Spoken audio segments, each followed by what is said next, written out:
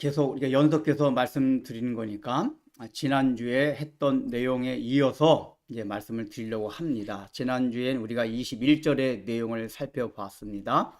그 21절 내용의 주제가 뭐였습니까? 예수님께서 간절하게 하나님 앞에 간구하신 우리가 하나되 교회가 하나가 되는 그 근거와 또 하나 되기 위한 수단, 방편에 대해서 살펴보았습니다. 바로 아버지요, 아버지께서 내 안에, 내가 아버지 안에, 즉 예수님이 아버지 안에, 아버지가 내 안에 있다는 이 구절 속에 두 가지 의미가 포함되어 있다고 말씀을 드렸습니다. 첫 번째 의미는 무엇이었습니까? 바로 그 의미는 영원전부터 삼위일체 하나님이 갖고 계셨던 공동체성의 의미가 있다고 말씀을 드렸습니다. 그래서 바로 그 공동체성이 가지고 있는 의미 때문에 교회도 반드시 공동체성을 가져야 된다, 하나가 되어야 된다라는 하나됨의 근거가 되는 구절이라고 말씀을 드렸습니다. 또한 아버지께서 내 안에, 내가 아버지 안에 있다는 이 구절은 하나됨의 또한 방편이요 수단이라고 말씀을 드렸습니다. 왜 그렇죠? 여기에 또 다른 의미는 뭐냐 하면은 바로 아버지와 아들 예수님과 성령은 영원전부터 서로 다른 인격 체매에도 불구하고 가진 생각과 뜻과 계획과 행위가 서로 말하지 않아도 일치하고 계셨다. 이것 때문에 바로 내가 너 안에, 또 아니야 내가 아버지 안에, 아버지가 내 안에 있다는 그 표현을 하셨다고 말씀을 드렸습니다. 즉, 이 구절 안에 있는 이 의미, 서로의 생각과 계획과 의지와 행동이 일치한다는 얘기를 통해서 우리 그리스도인들도 하나가 되기 위해서는 어떻게 된다? 생각과 뜻과 계획과 행동이 일치해야 된다. 그렇게 돼야지만이 바로 하나가 될 수 있다라고 우리가 이제 지난 시간에 이제 정리를 했습니다. 자, 그러면은 이제 우리가 결국은 하나됨의 근거는 삼일체 하나님의 공동체성 때문에 우리가 하나가 반드시 돼야 되는 필연성이 있고 근거가 있는 것이고, 하나가 되기 위한 방편으로는 우리가 성도들이 서로 생각을 같이 하고 뜻을 같이 하고 행동을 같이 해야 된다 라는 이제 생각을 가지게 됩니다. 근데 문제는 뭐죠? 어떻게 해야지 서로 다른 인격체, 서로 다른 성향을 가진 사람들이 생각과 의지와 행동에 대해서 일치를 할 수 있느냐, 그 얘기예요. 이 얘기는 어떻게 가능합니까? 바로 진리 안에서 같은 말씀을 공유함으로써, 향유함으로써 같은 생각, 동일한 계획, 동일한 목표, 동일한 가치, 동일한 행동을 나타낼 수 있다, 그 얘기예요. 그래서 우리가 진리로 하나 된다는 얘기를 자주 하잖아요.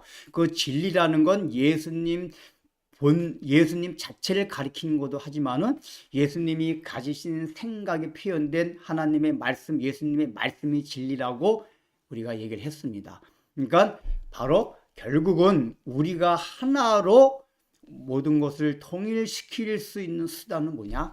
말씀이다, 진리다 이 얘기예요. 진리로 하나가 될 수 있다, 그 얘기입니다. 그래서 우리가 중요한 건 늘 말씀을 함께 공유해야만 합니다. 그래서 우리가 교회에 나와서는, 그래서 우리가 하나가 되고 진정한 하나가 되는 코이노니아 교제를 나누기 위해서는 단순하게 커피 마시고 이렇게 식사하는 그것도 물론 중요한 부분이긴 하지만 본질은 그게 아니에요. 먼저 뭐가 돼야 되죠? 말씀으로 공유가 돼서 하나가 되는 게 필요합니다. 그래서 여러분, 같은 교회에서 늘 똑같은 목사님의 설교를 듣게 되면은, 그래서 그 설교를 듣게 되면 건성건성 듣는다 해도 목사님이 말씀하시는 하나님의 말씀 가운데 있는 어떤 뜻을 우리가 계속 캐치하게 되고 나도 모르게 각인하게 돼요. 우리가 이제 설교를 통해서 늘 강조하는 게 그렇잖아요. 설교라는 건 어떤 새로운 정보를 준다기보다는 똑같은 내용이지만은 그 머릿속에 있는 지식을 우리의 마음 가운데, 정석 가운데 각인할 수 있도록 하는 게 설교란 말이에요. 강의랑 다르다고 말씀드렸잖아요. 왜냐하면 똑같은 얘기를 계속 듣다 보면 나도 모르게 그런 사고와 같이 조금씩 그 가랑비에 이제 속옷 젖듯이 그렇게 젖어든단 말이에요. 그래서 우리들도 7년간 우리가 개척해서 계속해서 동일한 말씀을 들어왔잖아요.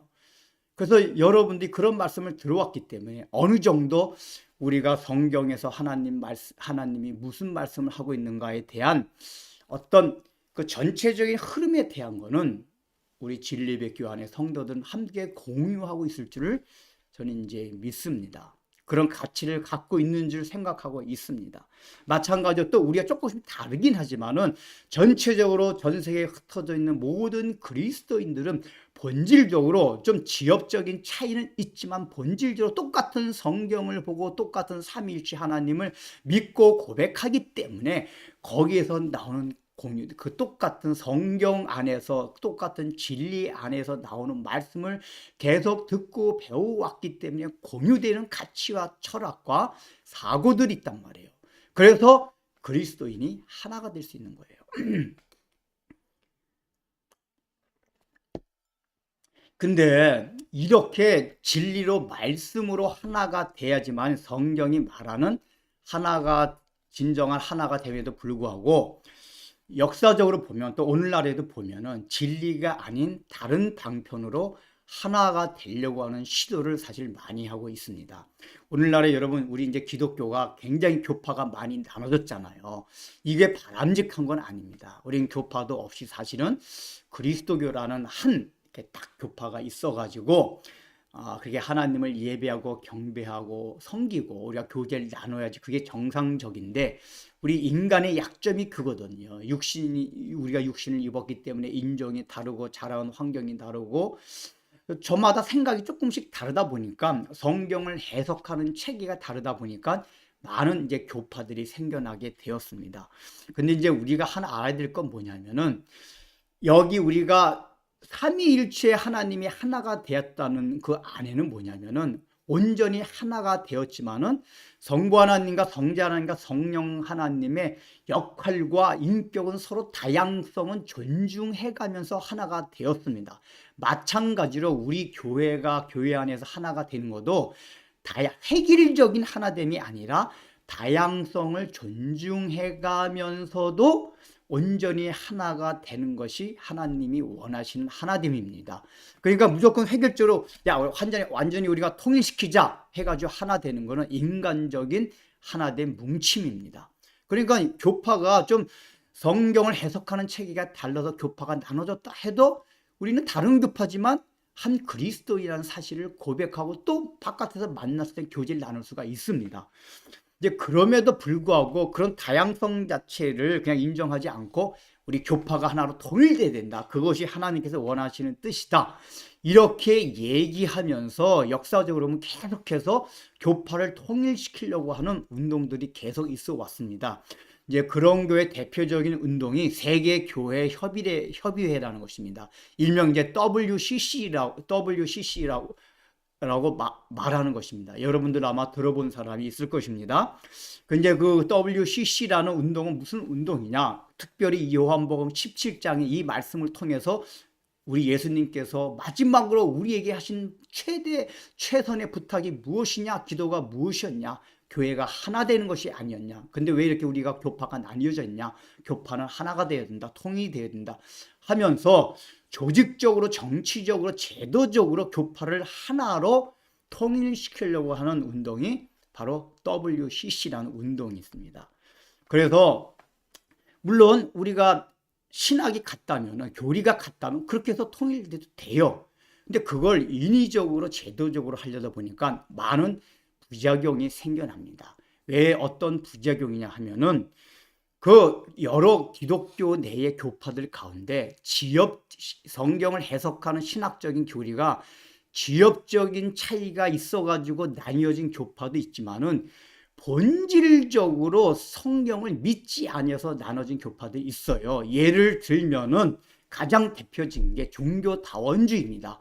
예수님께도 구원이 있지만 예수님 아니고도 구원이 있을 수 있다. 부처를 믿어든 알라를 믿어든 그저 예수를 믿는 게 가장 지름길일 뿐이지 다른 어떤 경로와 길을 통해서도 하나님께서는 구원의 길을 주셨다. 이것이 종교다원주의인데 기독교 내에 기독교 신학과 교리 가운데 이런 주장을 하는 사람들이 의외로 많이 있어요. 또 그런 사람들만이 많은 그런 생각을 가진 사람들이 모인 교파들이 있습니다.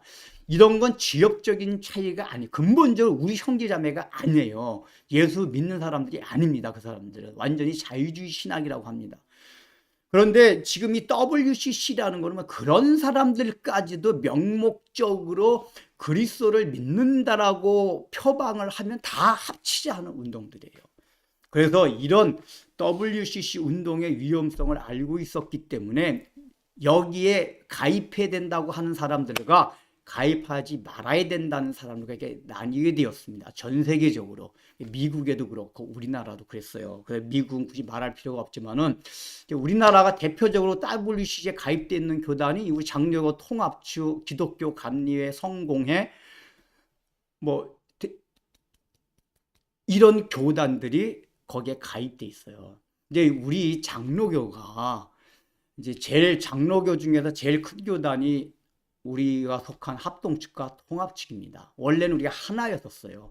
근데 왜 이게 통합 측과 합동 측이 나뉘어졌냐 하면은 이제 바로 WCC 문제로 나뉘어지게 했습니다. 이제 전 세계적으로 WCC 운동이 한참 이제 막 유행할 때 우리나라에서도 영락교회 한경직 목사님을 중심으로 해가지고 이분이 굉장히 화합을 강조하는 분이었습니다. 그건 참 좋았어요. 근데 그래서 우리가 거기에 가입해야 된다라고 했지만은 또 일부 장로교 내에 있는 또 다른 목회자와 신학자가 아니다. 거기에 위험성이 있다. 우리가 지역적인 차이가 있는 교파도 있지만 본질적으로 아예 기독교적이 아닌 그런 교파들도 있기 때문에 거기에 가입하면 안 된다라고 생각이 나뉘게 되었어요. 그래서 WCC에 가입하자라고 가입하는데 찬성한 쪽이 이제 찬성한 쪽이 통합 측이 된 거고 또 WCC에 가입하면 안 된다라고 반대한 쪽이 합동 측이 된 거예요. 여러분 이제 그 우리 교단의 이 분리의 역사를 좀 이제 아시는 게 필요합니다. 우리 교회가 속한 교단은 합동 측입니다. 근데 실제적으로 이 WCC 운동을 반대했던 이 사람들의 일들이 실제적으로 일어나기 시작했습니다. 이제 제가 몇 년도 정확하게 기억 못 하겠는데 이제 이 WC 전 세계 대회를 합니다. 근데 호주 캔버라에서 한번 그 대회를 열었는데 그때 어떤 일이 있었냐 하면은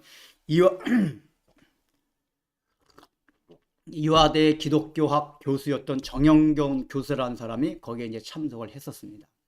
참석을 해가지고 WC 이 대회가 시작될 때 어떤 일을 했냐? 초혼제를 그 WCC가 시작되는 개회식 때 시작을 했습니다. 그래서 그때 그 내용이 뭐였냐 하면은 이 호주에 있는 모든 토착민들의 영이시여 어서 오시옵소서. 그리고 세계 난민, 세계 여러 곳에 아프리카나 이런 곳에 흩어져서 고난과 그 다음에 어려움을 당하고 있는 그래서 죽음을 당한 그 영들이여 오시옵소서. 또 인간들의 약육 강탈에 의해서 억울하게 죽어진 모든 동물들의 영이여 오시옵소서. 그 완전히 우상숭배 종교가 행하고 있는 그런 일들이 WCC 개회식에서 행해졌어요. 근데 중요한 건 그걸 보고서서 WCC 가입한 인사들이 그건 그냥 좀 이게 지역적인 문제일 뿐이다 보고 그냥 그대로 그걸 묵살해 버렸어요. 그러나 이제 이것을 경계했던 분들 봐라. 결국은 WCC가 저렇게 나가는 것이 아니냐. 그래서 WCC는 공산주의를 용인하고 공산주의도 하나님의 뜻이다. 그 다음에 또 이 동성연애도 하나님의 뜻이다. 그러니까 성경과는 완전히 반대되는 그 길을 향해 나가고 있어요.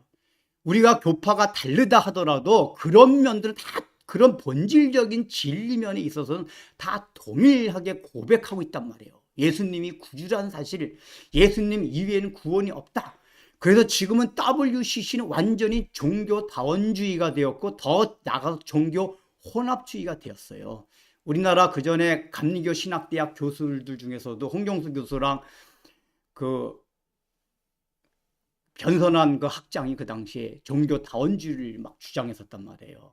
예수님 피가 무슨 속죄의 피, 아니 그런 거 아니다. 그냥 돼지의 피나 똑같은 것이다. 그냥 우리의 희생, 윤리, 도덕적 어떤 자극을 주기 위해서 예수님께서 피 흘려 돌아가신 것이지 거기에 무슨 속죄의 의미가 있고 이런 게 아니다.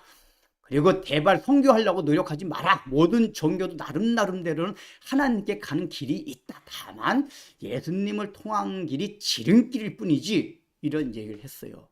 근데 감리교회 많은 신학생들이 그 교수의 이 강의를 지지하고 이런 일들이 있었습니다. 그러니까 뭐냐 하면은 이 WCG가 잘못되는 건 뭐냐면 교파가 하나 되는 거를 그렇게 제도적으로 정치적으로 조직적으로 이렇게 하나가 되려고 했단 말이에요. 그리고 여기에 가입하려고 했던 사실은 그 통합 측에 있는 목사님 다 순수한 마음으로 그랬던 거예요. 우리가 좀 하나가 되자. 왜냐하면 실제적으로 그 분리된 가운데에서 어떤 잘못된 점이 있었냐.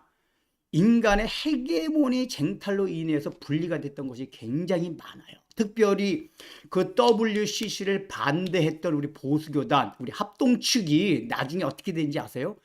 우리 합동측 내가 막 수십 가지, 수백 가지 교단이 또 나눠졌어요. 저도 다 몰라요. 그래서 합동보수, 합동개혁, 합동정통. 그 다 뭐냐면 이 교리적인 차이가 아니라 서로 이렇게 총회를 하다가 생각이 조금이라도 다르고 교리적인 생각이 아니라 제도나 행정 뭐 이런 생각의 차이가 있으면 갈라져 나가요. 그래서 서로 헤게모니 쟁탈로 인해 가지고 내가 거기에 수장이 되는데 내가 왜 수장이 못 됐지 하면 자기를 따른 몇 사람 데리고 나가서 따로 하나 총회를 세우고 이런 식으로 갈라진 일들이 많았어요. 그러니까 사실 이제 한경직 목사님이나 이런 분들은 그런 폐를 보내면서 우리가 그런 것들 다 저기하고 서로 좀 이렇게 자기를 낮추고 희생하고 하나가 된다. 사실 좋은 취지로 이제 WCC를 가입하자고 했지만은 그 위험성을 보지 못한 건 또 하나의 실수란 말이에요. 그러니까 여러분 이제 또 아셔야 되고 통합측은 그럼 WCC에 가입한 거는 나쁜 교단이다. 근데 여러분 아셔야 될 게 실제적으로 통합 측에 있는 목사님들이나 교회들은 다 종교 다원주의나 종교 혼합주의를 반대하시는 분들입니다. 제가 얘기를 들어보니까 그 당시 통합 측과 합동 측이 나뉘어질 때 무슨 이렇게 그 내용을 알고 나눠진 게 아니라 목사님이 자기가 친한 목사님이 통합 측 가면 통합 측에 남아 있고 합동 측으로 가면 합동 측에 남아 있고 뭐 그런 식으로 했었대요. 그러니까 이제 실제적인 내용상에 있어서는 이제 그게 아닌데 어쨌든 그 교단이 나뉘게 된 그 근본적 원인이 이 바로 교파가 하나가 돼야 된다는 그 일치 운동. 어떤 일치요? 제도적이고 어떤 그 조직적인 일치로 하려고 했던 그 운동으로 말미암아 오히려 교회가 나뉘게 됐어요. 합동 측과 통합 측이 더 분리가 됐단 말이에요. 얼마나 잘못된 거예요. 그러나 오늘날도 여전히 그렇게 우리가 제도적으로 하나 되지 못했지만은 우리 장로교든 침례교든 감리교든 뭐 순복음교회든 부활절 할 때 같이 연합해서 하고 우리가 서로를 향해서 너는 우리의 형제 자매가 아니다 이렇게 서로 욕하지 않아요. 그대로 교파의 다양성을 인정하면서 오히려 뭐예요? 가장 본질적인 진리 안에서 하나가 되면 된단 말이에요. 그래서 우리가 생각해야 될 건 뭐냐면은 우리 교파도 그렇고 교회 안에서도 그렇고 어떻게 막 조직적으로 제도적으로 인위적으로 하나가 되려고 하는 그런 우리가 이제 행위들은 삼가해야 된다. 오히려 역효과가 난다. 이 얘기입니다. 그렇다면은 이제 우리가 아까 처음에 말한 진리 안에서 말씀 안에서 하나가 돼야 된다는 사실을 알았잖아요. 이제 우리 교회 예를 들어봅시다. 우리가 7년 전부터 개척해가지고 말씀으로 우리는 어느 정도 말씀 안에서는 하나가 될 수 있는, 공유될 수 있는 어떤 신학적인, 교리적인 그런 어떤 체계는 성립됐다고 보여집니다. 근데 여러분들 우리 교회 현실을 보십시오. 우리가 실제적으로 그 마음 자체가 하나가 되었다라고 인정을 하십니까? 우리는 분명히 그렇지를 못합니다. 우리 안에도 여전히 하나가 되지 못하고 상처가 있고 앙금이 있고 그런 마음들이 다 내재되어 있어요. 왜 그렇죠? 분명히 진리가 하나면 하나가 된다라고 성경이 말하고 있는데 왜 그렇지 못할까요? 그거는 우리가 진리를 공유하긴 했지만은 진리를 향유하지 못하기 때문에 그래요. 그러니까 공유된다는 얘기는 지식적인 면에서 머리에서는 한 진리를 우리가 함께 나누고 있어요. 그러나 우리가 함께 진정한 교제를 나누고 마음이 온전히 하나가 되기 위해서는 그 머리로 알고 있는 공유하고 되고 있는 그 진리의 말씀을 우리가 삶 속에서 내가 향유를 해야지. 그 향유되는 게 모든 사람이 함께 그것을 향유해야지만이 온전히 하나가 될 수 있다 그 얘기예요.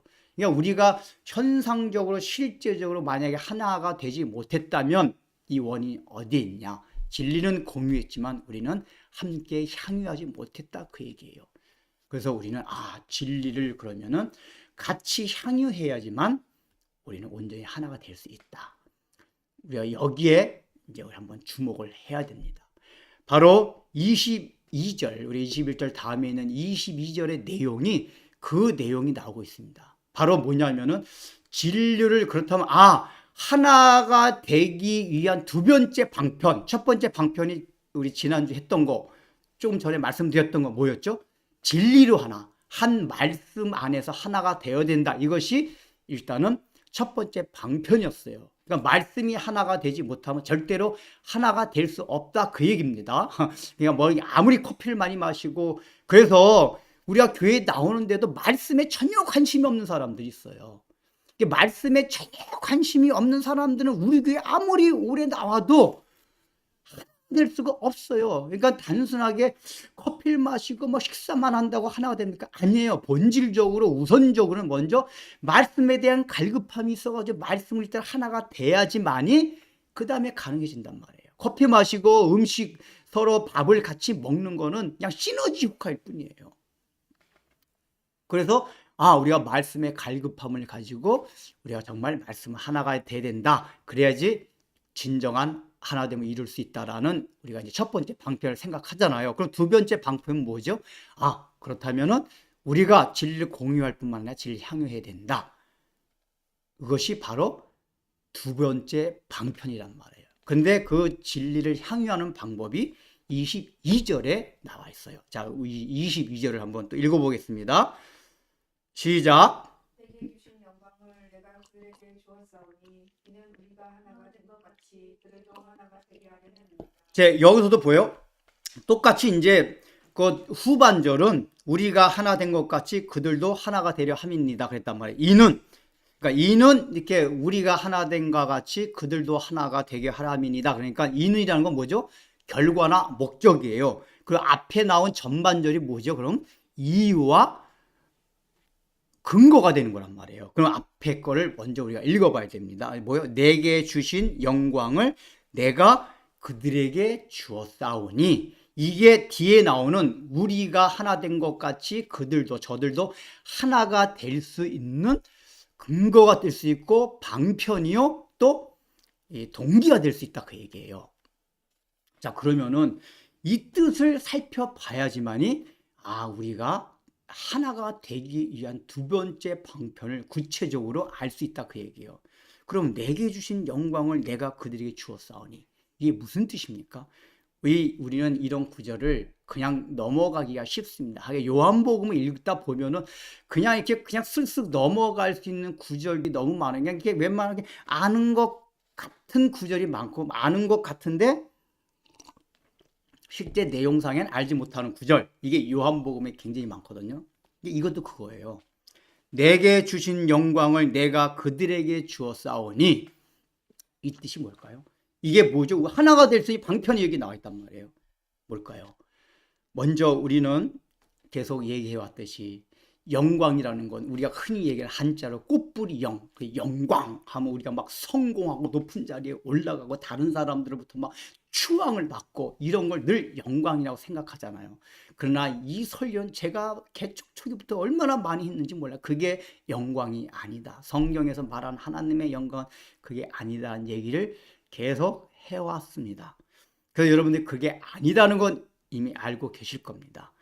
그러면은 이 영광이 구체적으로 뭘까요? 우리가 성경을 해석하는 데 있어서 가장 기본적인 원칙이 뭐냐면은 이 구절을 중심으로 해서 가장 근접해 있는 가까이 있는 구절 장부터 이 영광을 뭐라고 하고 있나를 살펴보는 것이 성경 해석의 기본 원칙이에요. 그런데 우리가 지금 요한복음 12장부터 계속 영광이란 말이 계속 나왔었잖아요. 그럼 그때마다 예수님께서 말할 때 영광이 뭘 의미한다 그랬습니까? 바로 십자가에서의 죽으심이라고 했어요. 일단은 첫 번째는 내게 주신 영광을 내가 그들에게 주었사오니 했잖아요. 그러니까 내게 주신 영광을 말 풀어서 한다면은 하나님이 예수님께 주신 영광을 또한 예수님께서 우리들에게 주셨사오니 그렇단 말이에요.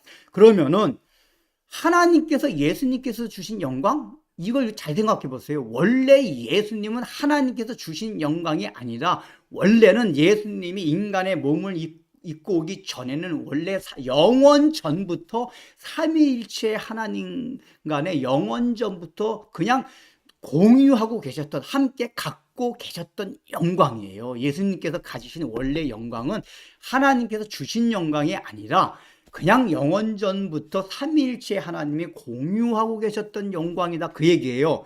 그런데 여기는 특별히 뭐라 그랬죠? 아버지께서 내게, 그러니까 예수님께 주신 영광이라고 표현했어요. 이게 구약성경과 전 신약성경을 통틀어서 아버지가 예수님께 주신 영광이라 표현할 때는 예수님이 인간의 몸을 입고 오셨다는 걸 전제로 했을 때, 그러니까 그건 뭐죠? 예수님의 인성. 우리가 누누이 강조했잖아요. 예수님은 한 인격 안에 완전한 사람, 인성이면서 또 완전한 하나님이시다. 이것도 사실은 논리로 굉장히 이해하기 힘들지만은 그걸 다 갖고 계셨다 그 얘기예요. 그래서 그 인간으로서의 예수님을 말할 때는 영원전부터 갖고 계셨던, 공유하고 계셨던 그 영광으로 말하는 게 아니라 예수님이 하나님의 말씀에 순종하였기 때문에, 승리하였기 때문에 부활의 영광을 주셨다, 이런 식으로 표현을 한단 말이에요. 근데 이런 표현을 오해해가지고 여호와 같은 증인들은 봐라, 예수님은 하나님보다 항상 하위 등급 아니냐. 우리가 아까 제가 교동문 처음에 교동문 읽을 때도 그랬잖아요. 그는 다 우리의 죄악을 인해서 하나님께 채찍을 맞았고 하나님이 너를 버린다, 이렇게 성경의 표현들이 많단 말이에요. 예수님을 향해서 하나님이 너를 순종 안 하면 너를 버리겠다, 너를 채찍질하겠다, 예수님을 향한 표현 중에 그런 게 많은데 이런 걸 듣고 봐라, 예수님도 불순종하면 하나님 버리신다, 이런 식으로 성경을 알아듣는 참 바보 같은 사람들이 많아요. 여화정인들이 특히 그래요. 그래서 그 사람들이 삼위일체 인정을 못해요. 근데 그런 표현들 제가 누누이 마태복음 강의하면서 그런 얘기 많이 드렸잖아요. 이 성경의 표현을 예수님의 인성적인 측면을 강조할 때 늘 그런 표현을 한 것이다. 하나님께 순종을 했던, 그러니까 인간적인 면에서 어떻게 하나님께 나가는 방법을 설명하기 위해서 성경이 그런 표현을 많이 한단 말이에요. 그래서 이 영광을 내게 주셨다는 것도 뭐냐면 예수님이 인간의 몸을 입고 오신 상태에서 인성 자체를 전제로 하고 두신 말씀이다 그 얘기예요. 영원전부터 원래 그냥 하나님과 그냥 공유하셨던 그 영광이 아니라, 그러니까 이 영광은 우리가 생각하는 막 신성적인 이런 영광이 일단 아니다 그 얘기예요. 결국은 뭐죠? 인간의 몸을 입고 오시게 된 다음에 하나님이 주신 영광이다 그 얘기예요. 그러면은 요 얘기와 우리가 요한복음 12장서부터 계속 살펴온 예수님께서 내가 이제 영광을 받을 때가 되었노라, 아버지께서 나에게 영광을 주실 때가 되었다, 17장 1, 2절에서 그 얘기를 했잖아요. 아버지여 이제 나를 영화롭게 하사 아버지를 영광스럽게 하옵소서. 거기서 영광 계속 나오잖아요. 이 얘기가 뭐죠? 하나님, 내가 십자가를 이제 몇 시간만 있으면 십자가를 지게 됩니다. 이게 바로 영광인데, 그 영광을 그래서 내가 영광스럽게 되어서 십자가를 짐으로써 또 하나님을 영광스럽게 하여 주옵소서라고 예수님께서 계속 얘기하셔요. 바로 이 십자가를 지는 일이 인간의 몸을 입고 계신 예수님께 주신 하나님의 영광이다, 그 얘기예요. 왜 그렇죠? 영광이라는 건 본질적으로 하나님의 속성과 하나님의 계획, 뜻이 드러나는 걸 하나님의 영광을 하나님께 영광 드린다라고 성경은 말하고 있어요. 근데 십자가를 지는 일이 바로 거기에 하나님의 속성, 하나님의 사랑과 공의의 속성이 극명하게 드러나면서 하나님이 창세전에 우리를 향하신 우주 가운데서 가장 하나님이 본질적이고 중요하게 계획하셨던 어떤 계획이요? 예수님이 하나님이 이위 하나님 성자 예수님이 이 땅에 인간의 몸을 입고 내려가셔서 십자가를 지는 것, 그게 하나님 아버지의 뜻이었단 말이에요. 그래서 이 뜻이 실현되는 거기 때문에 십자가를 지는 게 바로 예수님께 주신 하나님의 영광이에요. 이걸 알아야 돼요. 그런데 여기 뭐라고 표현했죠? 그러니까 이걸 풀어서 얘기하면 뭐죠? 내게 주신 영광, 이건 뭐죠? 십자가를 지고 죽는 것, 이거란 말이에요. 풀어서 얘기하면 십자가를 지고 죽는 것을 또한 그러니까 예수님께서 너희들에게, 그들에게인가 우리들에게 바로 십자가의 죽으심의 영광을 우리에게 주셨다. 이 얘기는 뭐죠? 예수님께서 십자가의 죽으심으로써 영광을 얻게 되었다. 그 얘기는 뭐죠? 바로 십자가의 은혜가 우리에게 이제 입혀져서 우리가 구원받게 되었다. 하나님의 자녀가 되었다. 이 얘기란 말이에요. 그러니까 여기서 영광을 우리들에게 주었다는 얘기는 십자가 죽으심의 효력이 우리에게 미쳐졌다. 이것이 바로 하나님이 예수님께서 주신 영광을 또한 예수님께서 우리에게 주신 영광이다, 그 얘기예요. 이해되시죠? 그러니까 십자가의 죽으심이 하나님이 예수님께 주신 영광이고 그 영광이 우리에게 주셨다는 얘기는 십자가의 죽으심의 효력이 우리에게 미쳐졌다. 우리가 구원받았다. 이것이 바로 우리가 받은 영광이다, 그 얘기예요. 그래서 우리가 먼저 생각해야 될 건 뭐냐? 우리가 예수 믿어서 받게 된 영광은 세상적으로 잠깐 성공하고 사람들한테 존경받고 이걸 생각하지 마시고, 그게 아니라 우리가 구원받은 거, 하나님의 사랑을 알게 된 거, 하나님의 사랑을 깨닫게 된 거, 이게 우리가 받은 영광의 본질이라, 그 얘기예요.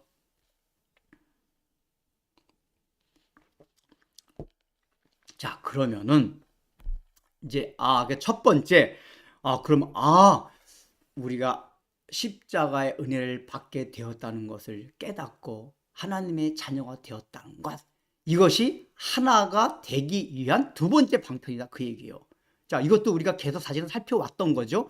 이 본문과 또 별개로 우리는 계속해서 눈이 살펴봤던 게 뭐냐? 진리 안에서 하나가 돼야 된다는 건, 또 말씀으로 갈급해야 된다는 건, 사실은 말씀의 갈급은 거듭나지 아니하면, 예수님을 구주로 영접하지 않으면 말씀에 대한 갈급함이 절대 일어날 수가 없어요. 교회 안에 와서 무슨 재밌는 얘기, 시사 얘기, 교양 얘기, 처세술 이런 얘기를 듣고 싶어 하지, 말씀에 대한 갈급함은 예수님을 구주로 영접한 사람 안에서 일어나는 현상이란 말이에요. 그러니까 실제적으로도 뭐냐면 예수님을 구주로 영접한 그 십자가의 은혜의 효력이 미쳐진 영광을 가진 사람들만이 일단은 하나가 될 수가 있어요. 그러니까 아무리 교회라는 물리적인 공동체 안에 있어도 거듭나지 못하면, 예수님을 구주로 영접하지 못하면은 서로 친교 공동체는 될 수 있지만은 성경이 말하는 온전한 하나됨의 공동체는 되지 못한다, 그 얘기예요. 그래서 내가 주님을 정말 구주로 영접했나? 그 십자가의 죽으심의 효력이 나의 삶 가운데, 나의 심령 가운데 미치고 있나? 이걸 먼저 살펴보는 것이 하나됨에 대한 두 번째 수단이요, 방편이라 그 얘기예요. 그런데 이 두 번째 방편과 수단을 조금 더 이제 확장하면 우리가 무엇을 살펴볼 수 있냐? 예수님께서 이 아버지께서 주신 영광이라고 그랬잖아요. 그때 그 과정상에서 뭐가 있었죠? 영원전부터 우리가 21절에서 살펴본 바와 같이 아들 예수님은 아버지의 뜻을 이미 아버지가 생각하면 그 뜻을 알았어요. 그래서 아버지 하나님이 인간이 죄를 지을 걸 아시고 타락할 걸 알고, 야, 저건 같은 죄인인 인간이 구원할 수 없고 신인 하나님만이, 죄가 없는 하나님만이 그 죄값을 치르고 구원할 수 있단 말이에요. 그래서 그 아들이 내려가서 십자가에 인간의 몸을 입고 십자가에 죽으실 것을 계획하시니까 이미 성자 예수님을 딱 알아차렸어요. 딱 알아. 아버지, 제가 그것을 순종하겠나이다 하고 우리 예수님이 저 하늘에서 이 낮고 낮은 땅에 내려오셔서 인간의 몸을 입고 오시고 시공간의 제한을 받는 그런 삶 가운데 사시다가 마지막 십자가에서 죽으신 거 아니에요. 그러니까 거기에 과정상에서 있었던 게 뭐였죠? 순종이었단 말이에요. 아버지의 뜻에. 그러니까 예수님도 우리가 겟세마네 동산에서 기도를 여러분 계속 아시잖아요. 그 17장 여기 1, 2절에서도 아버지요, 내가 아버지를 저를 영화롭게 하사 아버지를 영화롭게 하옵소서. 이 뜻이 뭐라고 그랬죠?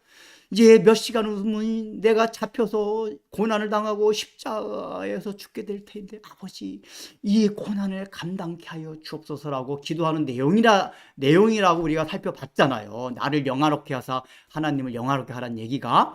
그러니까 이 얘기는 뭐냐면 예수님도 인간의 몸을 입으셨기 때문에 십자가의 죽음을 앞두고 거기에 말 없는 갈등과 고통이 있었단 말이에요. 그래 겟세마네 동산에서 오죽하면 아버지 할 수만 있으면 이 잔을 내게서 지나가게 하소서. 얼마나 마음이 고통스러웠으면 그렇겠어요.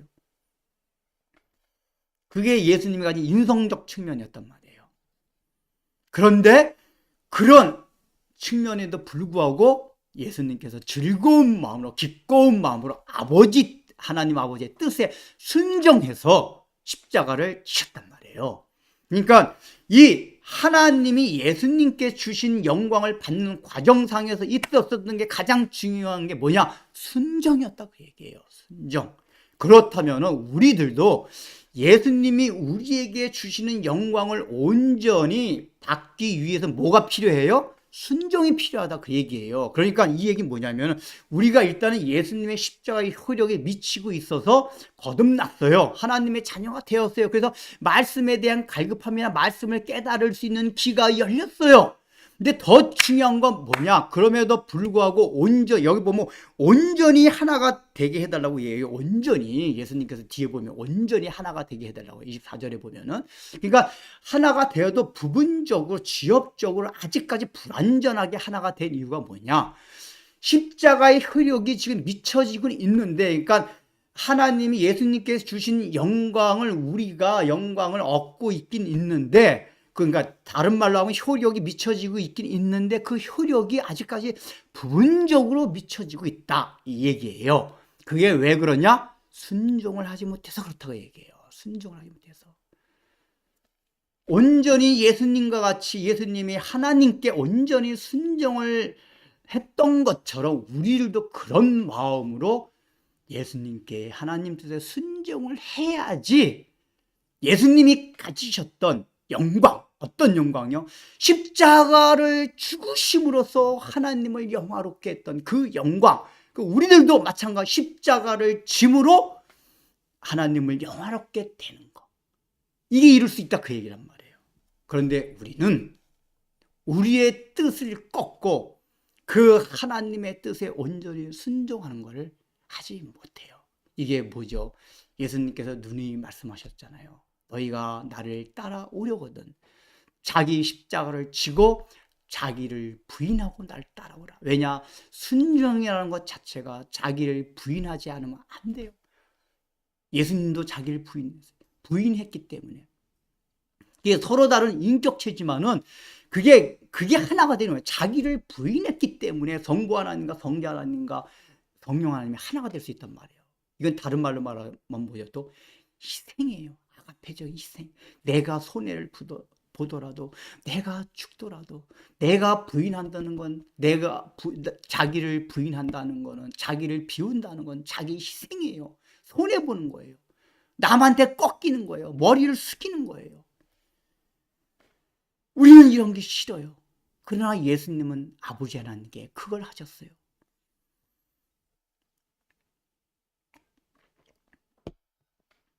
그래서 우리는 이 예수님이 우리에게 주신 영광이 온전히 나타나기 위해서는 순종이 있어야 되만, 온전한 순종이 있어야만 된다, 그 얘기예요. 그래서 우리가 실제로 우리 전 세계를 살펴보고 기독교 역사 가운데 봐도 그 수돈 운동 가운데 공동체를 이루고 있었잖아요. 그런데 그렇게 공동체성이 회복되는 게 우리가 생각하듯이 단순하게 우리 흔히가 생각하는 공동체성을 이루기 위한 우리가 일반적인 방편, 뭐죠? 물리적인 시공간을 함께 하는 거. 뭐 다른 말하면 커피를 함께 자주 마시고 함께 식사를 같이 하고 전화를 자주 하고 뭐 이런 것들. 이게 물론 좋은 거예요. 그런데 실제적으로 이게 유럽이나 뭐 미국 같은데 이제 우리나라도 있고 그런 이제 기독교 공동체들이 있습니다. 근데 그 공동체에 가보면은 우리가 생각하듯이 우리가 말한 그 친교의 흔히 생각한 친교의 방편 이런 거를 많이 하지 않아도 하나가 되는 모습들이 있어요. 왜 그런지 아세요? 그러니까 수도원 같은 데 가면 제일 먼저 가르치는 게 뭔지 아세요? 순종부터 가르쳐요. 순종. 전혀 엉뚱하게 말도 안 되는 것들을 수도원장이 처음에 이제 수도원에 이렇게 들어오는 사람들한테 말도 안 되는 것들 막 시킨대요. 그럼 반발, 나한테 그 말도 안 되는 걸 왜 나한테 시킵니까? 왜 그리고 저 사람과 나한테 이렇게 차별시켜서 이렇게 대합니까? 막 이런 식으로 막 불만이 있을 수 있는데도 불구하고 그런 어떤 그 수도원 안에 있는 질서에 따라서 순종하는 것들을 통해서 뭐예요? 자기가 부인되는 걸 배워요. 자아를 내려놓고 자기를 비워놓는 훈련이 되는 거예요. 그럼 그렇게 되면은 오다 가다 커피 한 잔만 마셔도 눈빛만 바라봐도 그 사람과 그냥 하나가 되는 거예요. 근데 그런 순종함이 없고 자기를 비우지 않으면 맨날 커피를 많이 마셔도 그냥 친목단체만 되는 거예요. 자기 마음의 뜻에 맞는 사람들하고만 하하호호가 되는 거지 자기 마음과 뜻에 맞지 않는 사람과는 하하호호가 되지 않아요. 왜요? 자기를 비우지 않았는데. 나 저 사람들과 있으면 너무 불편해. 싫어. 안 만날 거야. 나 저 모임에 가기 싫어. 그래서 이런 수도원 그런 공동체는 자기 마음에 맞는 사람들끼리 예를 막 이렇게 하는 게 아니에요. 한 방을 써도 막 그냥 무작위로 막 너희들끼리 한 방을 써라. 그럼 거기 마음이 하나도 서로 안 맞아요. 어떤 사람은 잘 때 창문을 열어야 되는데 어떤 사람은 창문을 닫아야 돼요. 창문을 여는 사람끼리 모아놓고 창문을 닫는 사람끼리만 모아놓으면 얼마나 좋아요. 늘 같은 방 안에는 창문을 열어야지만 잠을 잘 수 있고 어떤 사람은 창문을 닫아야지만 잘 수 있는 사람이 꼭 함께 같은 방을 쓰게 돼요. 거기서 어떤 걸 배우죠? 자기를 부인하고 자기를 희생하는 거. 그리고 그 수도원 내 질서를 따라서 순종. 내가 마음에 들지 않아도 순종해야 된다. 이런 걸 배우게 된단 말이에요. 내 결과적으로 뭐냐? 이런 걸 통해서 온전히 하나가 되는 거예요. 그래서 여러분들이 이제 혹시라도 그런 공동체 가보면 그런 모습들 목격하는 일이 있을 거예요. 막 우리가 생각하는 하하호호 하는 그런 게 친교 같은 건 없는데 불구하고 그 안에 있는 어떤 영적인 질서, 우리 막 이게 눈에 막 표면적으로 확 그렇게 보이진 않는데 그 은은하게 보이는 하나됨, 이런 것들이 있단 말이에요. 이런 것들이 그 순종이 잘 훈련된 공동체일수록 그게 있어요.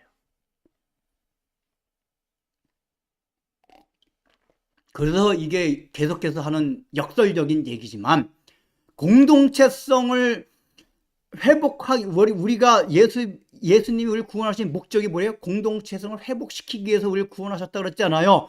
그런데 그 공동체성을 다시 회복시키기 위해서 필요한 게 뭐냐? 공동체예요.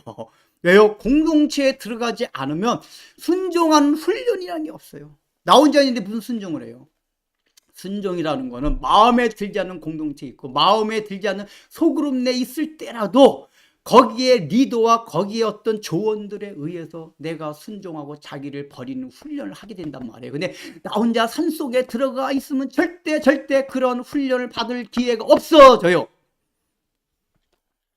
그리고 난 죄를 안 지었네? 난 마음 평안 안 해? 그 평안은 거짓 평안이란 말이에요. 예수님이 재림하실 때 다 드러날 평안, 너가 가진 평안은 거짓 평안이었다. 너의 정체성을 봐라. 나중에 예수님 재림하실 때 우리의 정체성이 폭로될 때 사나파이야 나를 가려다오, 이렇게 된단 말이에요. 이걸 우리가 두려워해야 돼요. 그래서 우리가 이 땅에서 힘들고 어렵더라도 십자가를 지고 공동체 속에 속해서 순종하고 자기를 피우고 자기를 버리는 훈련을 해야 돼요. 상처를 받는다 할지라도. 제가 이걸 얼마나 강조해요.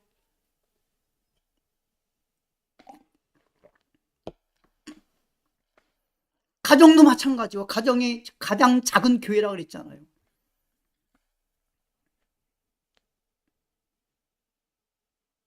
여러분, 우리가 다 연약하기 때문에 가정에서도 그렇잖아요. 부부가 온전히 하나가 됩니까? 서로 일치가 안 돼서 맨날 싸워요. 여러분, 싸울 때 꼭 그런 말 잘하는 사람도 있대요. 아이, 이혼하자. 절대로 부부가 싸움을 자주 할 수가 있어요. 인간이기 때문에. 그러나 싸움을 한다 해도 이제 우리 갈라지자, 이혼하자, 이런 얘기는 하면 안 된다, 그 얘기예요. 그럼 끝나는 거예요. 비록 싸움이 있더라도 지그볶고 하는 가운데서도 너와 나는 이 가정 안에 남아있어야 된다. 이게 가정을 지키는 비결이고, 또 그렇게 이렇게 살다 보면은 나중에 자기를 비워가는 훈련이 조금씩 돼요. 그래서 이게 사실 신앙과는 별개이지만 우리 옛날 조선시대 여인들이나 우리 옛날 어머니들 보면은 인격적으로 요즘의 여성들보다 훨씬 훌륭하신 분들이 많아요. 이 조선시대나 옛날에 다 잘못됐던 거죠. 여성을 학대하고 그냥 마음대로 대하고. 근데 그런 가운데서도 나는 이 가정을 지키기 위해서 헤어지지 않고 이 자녀들을 위해서 남편과 꼴도 보기 싫고 배기 싫지만 맨날 바람을 피우지만 그럼에도 불구하고 내가 이혼하고 이 가정을 떠나가면 이 가정이 어떻게 되겠느냐 해서 남아있는 여성들이 굉장히 많았었단 말이에요. 그래서 우리 옛날 우리 여자분들을 보면 인격적으로 이렇게 그러니까 이게 세상적인 인격적으로 봐도 인내심이 많아요. 참을성이 많아요. 인격적으로 수양이 되는 거예요. 근데 요즘은 뭐 남자나 여자나 톡 하면 갈라져. 참을성이 없어요. 인격의 한량이라는 거는 요즘 이 사회 풍족 가운데서는 참 이루기 힘들어요. 전부 내 맘대로 해요. 그냥 내가 왕이 된 시대예요. 내가 왕이 된 시대, 내 맘대로 이게 살고 싶은 시대는 인격을 이루기가 힘들어요.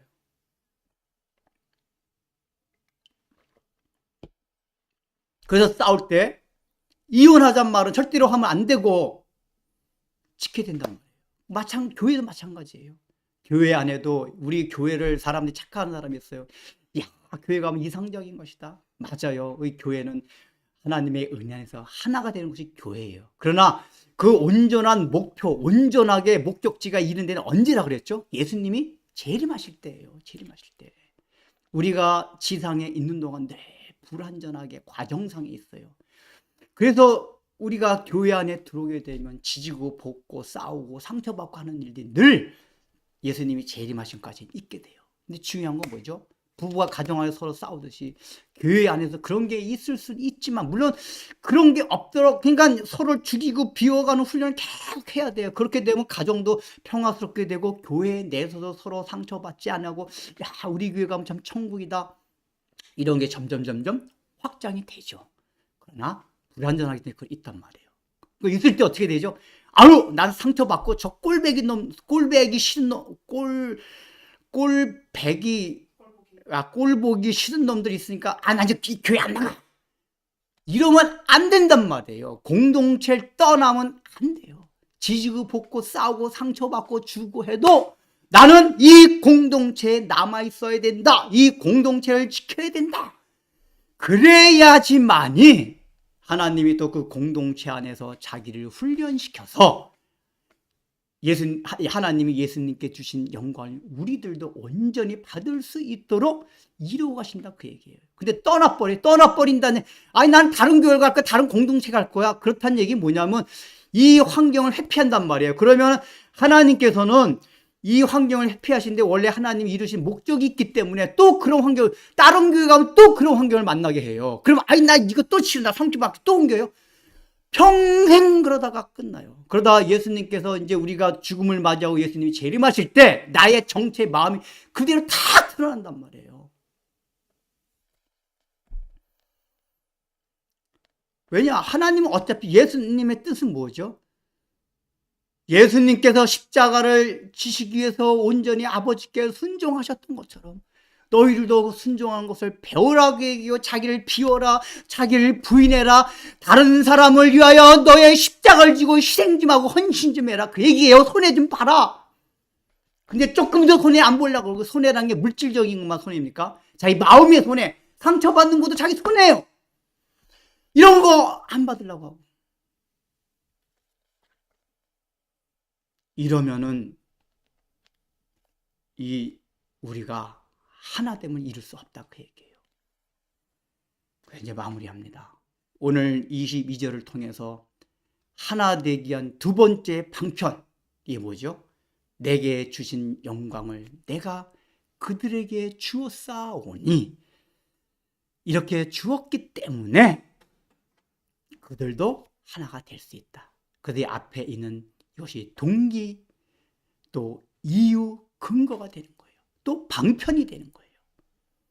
여기서 풀어서 얘기하면 예수님께서 십자가는 너무 감당해내기가 힘든 그것을 앞뒀음에도 불구하고 그게 아버지의 뜻인 줄 알고 아버지께 영광이 된 줄 알고 자기를 죽이고 부인하고 순종하셔서 그 아버지의 영광을 내가 예수님이 받았던 것처럼 우리들도 예수님께서 주신 영광을 온전히 이루기 위해서는 이제 구원은 받아서 그 효력이 십자가의 은혜의 효력이 미치고 있어서 진리에 대해서 갈급해하고 말씀에 대한 깨달음이 있고 말씀을 들을 수 있는 귀가 열려서 진리는 공유가 되었지만 아직까지 진리를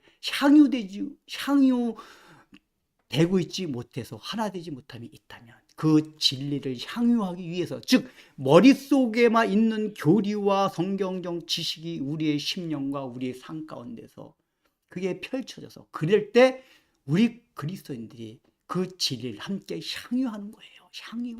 제가 지난번에 미국에 있는 친구 목사 얘기를 해줬잖아요.